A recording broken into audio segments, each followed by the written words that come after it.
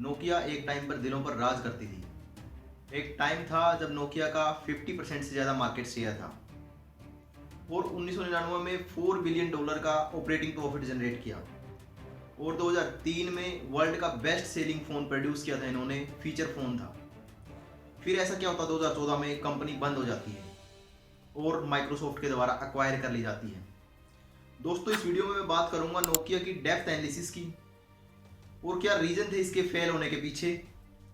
Company innovate भी कर रही थी, फर्स्ट मूवर भी थी और साथ में ही कम्पिटिटिव एडवांटेज भी था इनके पास ऑलरेडी इतना मार्केट शेयर था।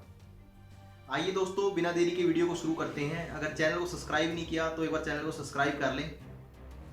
दोस्तों, नोकिया कंपनी की शुरुआत होती है 1865 में। ये फाइनलैंड देश के एक नोकिया नाम की सिटी है, उसके नाम पर कंपनी का नाम नोकिया रखा गया।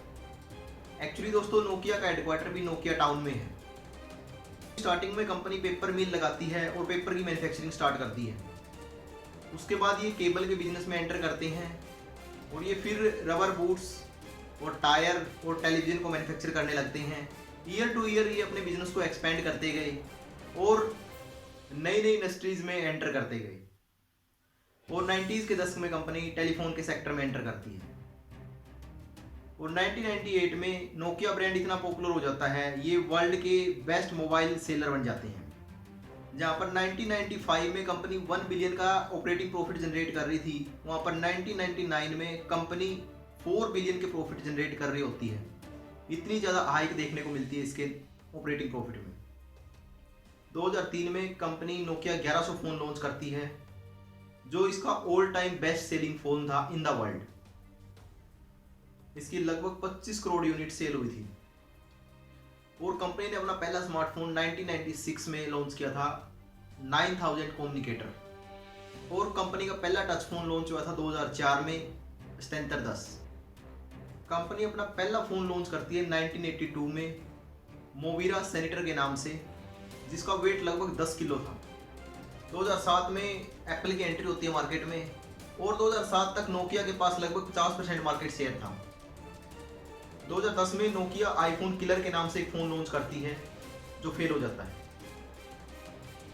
एक्चुअली वो कंपटीशन को मैच नहीं कर पाया और उसके साथ ही जो नोकिया की क्वालिटी थी वो धीरे धीरे करके डाउन आने लगती है और यहीं से नोकिया का डेक्लाइन शुरू हो जाता है।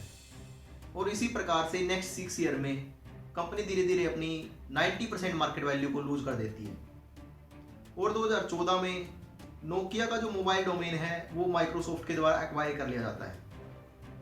दोस्तों, इसके पीछे एक मेन रीज़न था फेल होने का, जो नोकिया के पास सबसे पहले एंड्रॉयड का ऑफर आया था, बट इन्होंने डिनाई कर दिया उसको और ये सिम्बियन ऑपरेटिंग सिस्टम के साथ जाना पसंद करते हैं। ये भी एक्चुअली जैसे एप्पल का एक अपना डोमिनेंस है, ऐसे ही नोकिया भी अपना एक डोमिनेंस बनाना चाहती थी मार्केट में।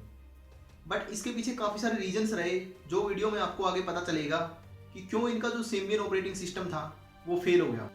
एक्चुअली दोस्तों, ये भी ऐसे ही काम करता था जैसे एंड्रॉयड और आईएसओ वर्जन काम करते हैं। एक्चुअली दोस्तों, एक तो मेन रीज़न था इसके पीछे फेल होने का, एक्चुअली ये थर्ड पार्टी ऐप को एक्सेप्ट नहीं करते थे और एंड्रॉयड का सक्सेस होने का एक यही रीज़न था, एंड्रॉयड में आप किसी भी प्रकार की ऐप को यूज़ कर सकते हो।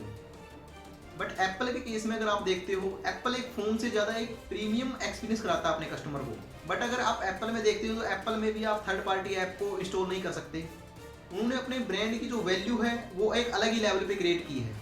एक्चुअली दोस्तों, एप्पल एक फ़ोन नहीं है बल्कि एक लाइफ स्टाइल एक्सपीरियंस करवाती है और जो नोकिया भी जानता था इस चीज़ को कि जो इनका ऑपरेटिंग सिस्टम है उसको डेवलप होने में भी काफ़ी टाइम लगेगा, बट फिर भी उस चीज़ को अनदेखा करके कंटिन्यूसली उसको प्रमोट करते गए और जो इनका मार्केट शेयर था वो धीरे धीरे करके ये लूज करते गए। और उसके बाद कंपनी की स्ट्रेटेजिक पार्टनरशिप हो जाती है माइक्रोसॉफ्ट के साथ, फिर ये विंडो फ़ोन लॉन्च करते हैं। बट उस टाइम तक कस्टमर को जो एक्सपीरियंस था एंड्रॉयड से वो बड़ा ही स्मूथ हो चुका था। अब कस्टमर मूव नहीं करना चाहता था विंडो पर, वहाँ पर भी इनको फेलियर देखने को मिला और 2014 में नोकिया का जो मोबाइल डोमेन है वो माइक्रोसॉफ्ट के द्वारा एक्वायर कर लिया जाता है और 2015 में एक केस स्टडी रिलीज होती है नोकिया पर, जो हमें बताती है कि जो नोकिया के अंदर कॉन्फ्लिक्ट्स चल रहे थे वो कैसे मैटर करते हैं, जो नोकिया का डाउनफॉल देखने को मिला है उसमें डीप एनालिसिस किया गया था कि इसके फेल होने के पीछे क्या रीजन थे। Distributed attention, and shared emotions in the innovation process. How Nokia lost the smartphone battle.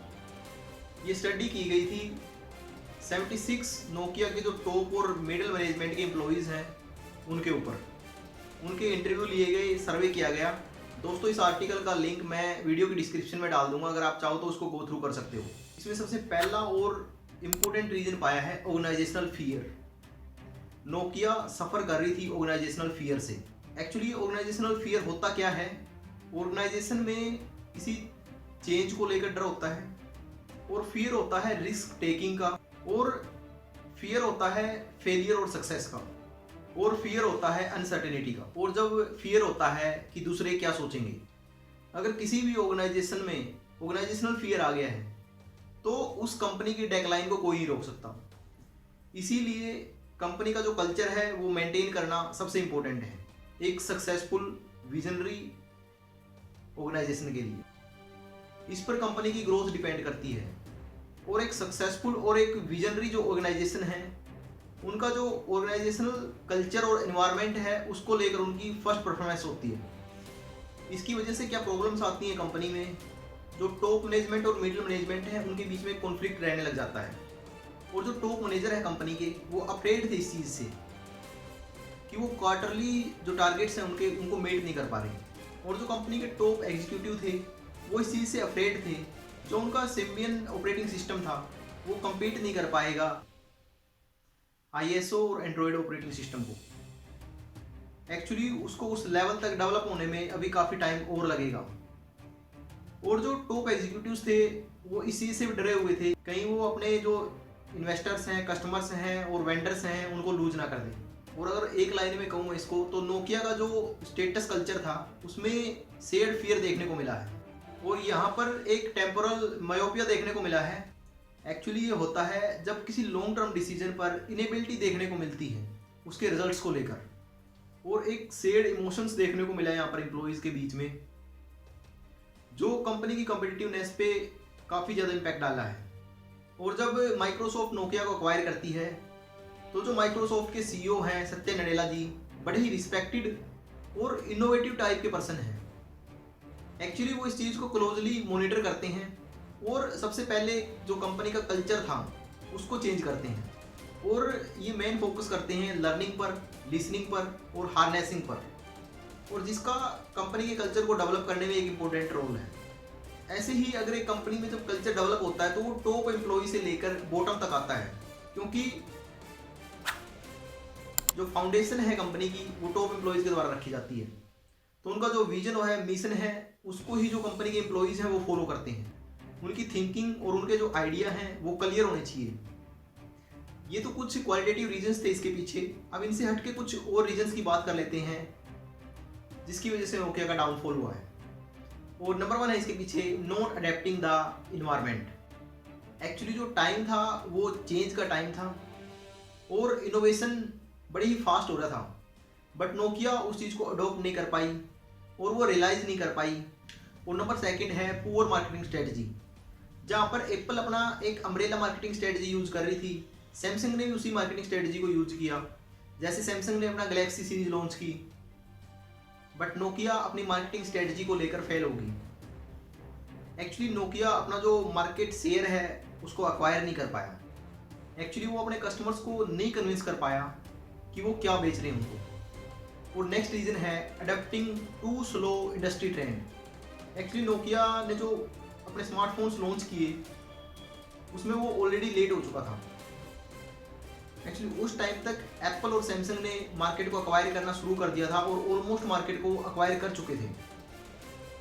Number 4 है कॉन्फिडेंस और over estimate the brand value. Nokia को लग रहा था जो इनका मार्केट में डोमिनेंस है उसी से ये स्मार्टफोन की मार्केट पर भी कब्जा कर लेंगे। एक्चुअली इनको लग रहा था जो ये लेके आएंगे वो चलेगा,